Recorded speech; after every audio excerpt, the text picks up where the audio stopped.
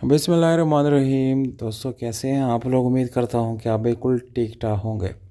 Honda civic ribbon 2007 model की गाड़ी आपको दिखाने जा रही है। सबसे पहले आपको बताता चलूं कि ये एक रीलीजिंग गाड़ी है। 5 साल प्लान के मुताबिक आप इस गाड़ी को लीज़ कर सकते हैं।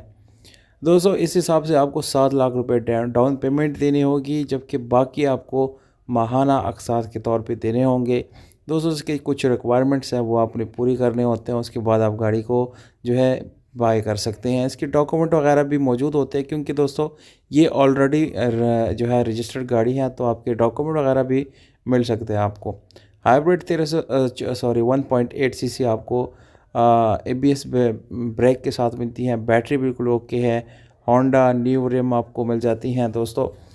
विद ओरिजिनल एंड्रॉयड स्क्रीन है इसमें।